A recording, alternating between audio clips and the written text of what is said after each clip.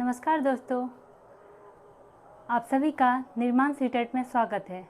आज मैं एक बार फिर उपस्थित हूँ सीडीपी के उन प्रश्नों को लेके जो कि अपकमिंग सीटेट में आपके लिए बहुत हेल्पफुल रहेंगी। तो आइए शुरुआत करते हैं।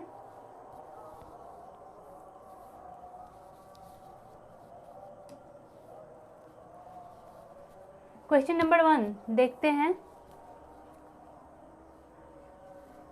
अध्यापकों को कक्षा में बहुभाषिता को समझना चाहिए, मतलब क्यों समझना चाहिए। ठीक है, ए एक समस्या, गलत है। एक व्यवस्थागत मुद्दा, एक गुण और एक साधन, और एक रुकावट। ये भी नहीं होगा, ये भी नहीं होगा। आपका सबसे सटीक आंसर है सी, एक गुण और एक साधन के रूप में बहुभाषिकता को समझना चाहिए। बहुभाषिकता क्या होता है? मल्टी लैंग्वेजिज्म। इसका मतलब एक लैंग्वेज की मदद से दूसरी लैंग्वेज को सीखना। उसकी मतलब, या जैसे कि बच्चे स्कूल में जाते हैं तो सिर्फ अपनी मातृभाषा लेके जाते हैं, तो अपनी मातृभाषा के मदद से वो अदर लैंग्वेज सीखना। ठीक है, इसका एक्सप्लेनेशन देख लेते हैं क्या है। अध्यापकों को कक्षा में बहुभाषिता को समझना उसके गुण और साधन के रूप में है, जबकि बहुभाषिता के मध्य से शिक्षक छात्रों में संज्ञानात्मक विकास, सामाजिक चिंतन व बौद्धिक क्षमताओं का विकास आसानी से करता है, तथा साथ में इसका फ़ायदा यह भी है कि विभिन्न भाषाओं के प्रयोग से बच्चों में सांस्कृतिक आदान प्रदान होता है। ठीक है, ये इसका एक्सप्लेनेशन था। आप चाहें तो स्क्रीनशॉट ले सकते हैं। चलते हैं नेक्स्ट क्वेश्चन की ओर, नंबर 2। तो चलिए दूसरा प्रश्न देखते हैं।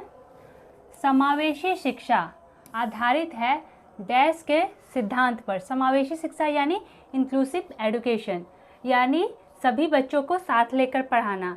उनकी फिजिकल, चाहे वो विकलांग हो या पिछड़े वर्ग से आते हो, कुछ भी मैटर नहीं किया जाता। सारे वैसी व्यवस्था की जाती है कि सारे बच्चे एक साथ पढ़ सके। ठीक है, उसे हम समावेशी शिक्षा कहते हैं। तो आइए उसके ऑप्शंस देखते हैं। समता एवं समान अवसर, बी है सामाजिक अस्तित्व एवं वैश्वीकरण, सी विश्वबंधुता, और डी है सामाजिक संतुलन। इसका आंसर ए हो जाएगा आपका, समता एवं समान अवसर। इसका एक्सप्लेनेशन देख लेते हैं क्यों है ये आंसर। समता एवं समानता एक न्यायपूर्ण समाज को निर्माण करने का विषय है, जहां प्रत्येक व्यक्ति सम्मिलित हो सकता है तथा उसे अपनी संभावनाओं को पूर्ण करने का अवसर हो, में समान नागरिकों की तरह तथा भेदभाव एवं पूर्णग्रहों से मुक्त रहना। वैश्वीकरण क्या होता है देख लेते हैं, क्योंकि ऑप्शन में वैश्वीकरण भी था, तो इसका मतलब जान लेते हैं क्या होता है, तभी आप एलिमिनेट कर पाएंगे कि आंसर क्यों नहीं। वैश्वीकरण क्या है, इसका एक्सप्लेनेशन मैंने दे दिया है, देख लीजिए। वैश्वीकरण एक जटिल आर्थिक, राजनीतिक, सांस्कृतिक और सामाजिक प्रक्रिया, और हम लोग क्या से जुड़े हुए, इंक्लूसिव एजुकेशन से, इसलिए ये आंसर नहीं आएगा। इसे बस मैंने समझाने के लिए डाल दिया था। आपका आंसर हो जाएगा ये ए, समता एवं समान अवसर, मतलब सेम अपॉर्चुनिटी प्रोवाइड करना सारे बच्चों के लिए। तीसरा नंबर देखते हैं।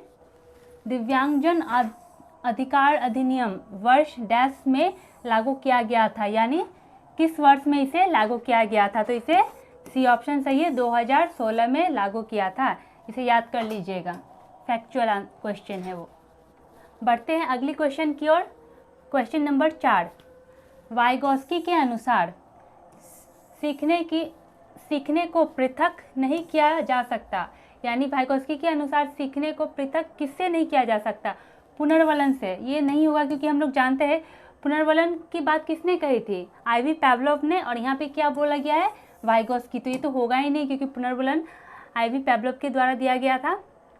नेक्स्ट देखते हैं बी, व्यवहार में मापने योग्य परिवर्तन से, सी अव्यवधान और अवधारणात्मक प्रक्रियाओं से, और डी उसके सामाजिक संदर्भ से। इसका आंसर डी हो जाएगा क्योंकि हम लोग सभी जानते हैं वाइगोस्की ने क्या थ्योरी दिया था, सोशियो कल्चरल थ्योरी, यानी उसके सामाजिक संदर्भ से, उसके सोशल कॉन्टेक्स्ट से। ठीक है, इसका एक्सप्लेनेशन देख लेते हैं क्या है ये। वाइगोस्की अपने सामाजिक सांस्कृतिक सिद्धांत, वाइगोस्की ने क्या सिद्धांत दिया था, सामाजिक सांस्कृतिक सिद्धांत के लिए जाने जाते हैं। ठीक है, इस सिद्धांत के अनुसार सामाजिक अंतःक्रिया, इंटरेक्शन, यानी इंटरेक्शन के द्वारा सीखता है, ही बालक की सोच व व्यवहार में निरंतर बदलाव लाता है, जो एक संस्कृति से दूसरे में भिन्न हो सकता है। उनके अनुसार किसी बालक का संज्ञानात्मक विकास उसके अन्य व्यक्तियों से अंतर संबंधों पर निर्भर करता है। ठीक है, एक्सप्लेनेशन है, आप चाहे तो स्क्रीनशॉट ले सकते हैं कि वाइगोस्की ने क्या क्या सिद्धांत दिया था, उसका इन शॉर्ट उसका एक्सप्लेनेशन है कि सामाजिक सांस्कृतिक सिद्धांत है क्या। ठीक है, आप चाहे तो स्क्रीनशॉट ले सकते हैं। नेक्स्ट क्वेश्चन की ओर बढ़ते हैं, इसका और थोड़ा सा एक्सप्लेनेशन है, आप चाहे तो इसे पढ़ सकते हैं। पुनर्वलन के बारे में है, जो मैंने कहा था वो भी जान लीजिए क्योंकि पैवलोव की थ्योरी से भी क्वेश्चन आते हैं। पुनर्वलन के बारे में कहा था, जब कोई बच्चा किसी भी क्रिया के भविष्य में होने से संभावना पर बल देता है उसे पुनर्वलन कहते हैं। ठीक है, पुनर्वलन क्या है उसकी डेफिनेशन है। 5वां नंबर देखते हैं, निम्नलिखित में से कौन सा रचनात्मक आकलन फॉर्मेटिव असेसमेंट के लिए उचित उपकरण नहीं है, यानी नहीं है पूछा गया। यहाँ देख लीजिएगा है या नहीं है, नहीं वर्ड यूज़ किया गया। बहुत बच्चे क्या है जल्दी जल्दी में क्वेश्चन पढ़ते हैं और ये स्किप कर जाते, देख ही नहीं पाते क्या नहीं दिया हुआ है और गलत आंसर लगा के चले आते हैं। तो देखते हैं इसका आंसर क्या होगा। ए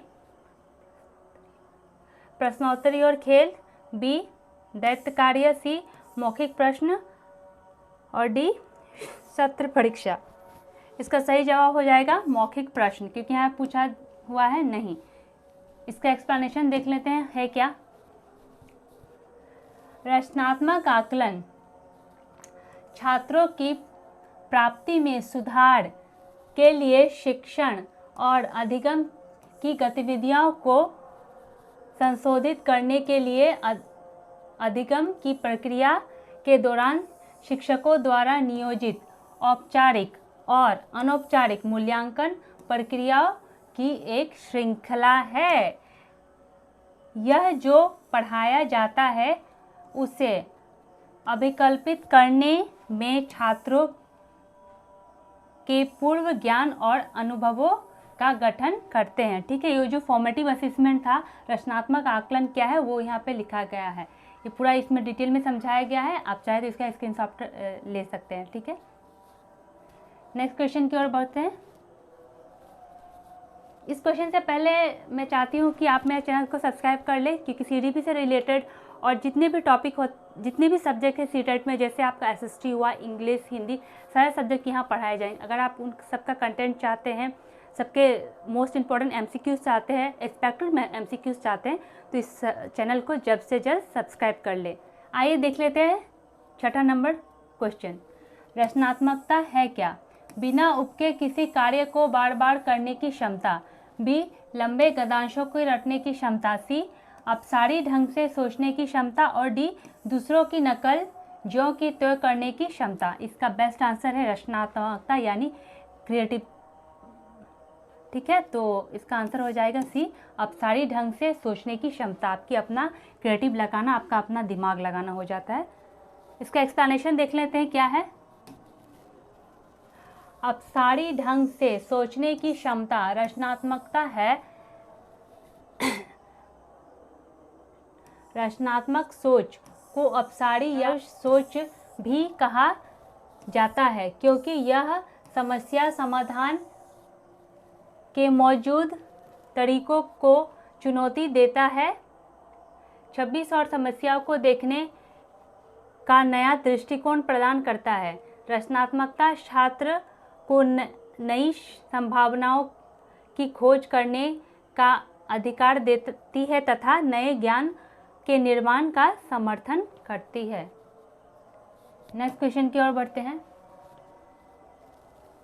7, एक समस्या सुधारक बच्चा विचार के आधार पर कथनों की सच्चाई या संभावना का मूल्यांकन करता है। ठीक है, इसके ऑप्शंस है सौंदर्य बोध, बी अमूर्त, सी तार्किक और डी सृजनात्मक। इसका सबसे बेस्ट आंसर है तार्किक। ठीक है, इसका एक्सप्लेनेशन देख लेते हैं कि तार्किक होगा क्यों। एक समस्या सुधारक बच्चा अपने तार्किक विचार के आधार पर कथनों की सच्चाई या संभावनाओं का तथ्यात्मक रूप से मूल्यांकन करता है। तार्किक विचार समस्याओं के समाधान एवं विश्लेषण में महत्वपूर्ण भूमिका निभाता है। इससे बच्चे का भी प्रभावी तरीकों से मानसिक विकास होता है। ठीक है, नेक्स्ट क्वेश्चन की ओर बढ़ते हैं। बालकों को मुफ्त एवं अनिवार्य शिक्षा अधिकार अधिनियम 2009 निम्न में से किस पर ध्यान नहीं दिया गया ध्यान। ठीक है, ए ऑप्शन है अध्यापकों को प्रशिक्षण सुविधा प्रदान करना, बी है घुमंतु बालकों के प्रवेश को सुनिश्चित करना, ये भी सही है, सी एकेडमिक कैलेंडर को निर्धारित करना, ये भी सही है, और डी 14 वर्ष के पश्चात शिक्षा व्यवस्था, ये गलत है। जैसा कि हम लोग जानते हैं 6 से 14 वर्ष की बच्चों के फ्री एजुकेशन के बारे में बात कही गई है 2009 के अधिनियम की, ना कि 14 वर्ष के पश्चात। हाँ, फिजिकली हैंडीकैप स्टूडेंट के लिए है 18 वर्ष तक, लेकिन नॉर्मल बच्चों के लिए बस 6 से 14 साल के बच्चों के लिए कंपलसरी एजुकेशन की बात कही गई है। ठीक है, तो इसमें पूछा गया है नहीं है, तो यही आपका सही आंसर होगा। ठीक है, डी वाला 14 वर्ष के पश्चात शिक्षा व्यवस्था के कोई ऐसी व्यवस्था नहीं है 2009 के अधिनियम के अंतर्गत। इसका एक्सप्लेनेशन देख लीजिए। बालकों के मुफ्त एवं अनिवार्य शिक्षा अधिकार अधिनियम 2009 में 14 वर्ष के पश्चात शिक्षा व्यवस्था करने की उपेक्षा की गई है। भारत की संसद के यह अधिनियम 4 अगस्त 2009 को अधिनियमित हुआ था तथा 1 अप्रैल 2010 से इसे लागू किया गया है। इसे शिक्षा का अधिकार, शिक्षा का राइट टू एजुकेशन, RTE जिसे हम कहते हैं, अधिनियम के नाम से भी जाना जाता है। ठीक है, नेक्स्ट क्वेश्चन की ओर बढ़ते हैं। 9, किस मनोवैज्ञानिक के द्वारा सर्वप्रथम बुद्धि परीक्षण का निर्माण किया गया था? इससे बहुत क्वेश्चन आते हैं। बुद्धि परीक्षण का निर्माण किसने किया था? ए वैक्सलर, बी बिने, सी स्पीयरमैन और डी कैप्टल। इसका सही आंसर होगा आपका बी बिने। ना ही वैक्सलर होगा ना ही स्पीयरसन, जानते हैं इन्होंने 2 थ्योरी दी थी, जनरल और स्पेसिफिक। कैप्टल भी नहीं होगा इसका। चलिए देख लेते हैं एक्सप्लेनेशन क्या है। मैंने लगभग सबके बारे में एक्सप्लेनेशन दिया है ताकि इन लोगों के बारे में भी आप जान जाए कि इन फ्यूचर अगर इससे क्वेश्चन आते ही हैं, कैप्टल से भी क्वेश्चन अक्सर आते हैं, स्पीयरमैन से भी आते हैं, ताकि आप जान सकें। आइए देख लेते हैं एक्सप्लेनेशन। मनोवैज्ञानिक अल्फ्रेड बिने द्वारा सर्वप्रथम बुद्धि परीक्षण, अल्फ्रेड बिने ने क्या दिया था? बुद्धि परीक्षण का निर्माण किया था। बुद्धि परीक्षण एक ऐसी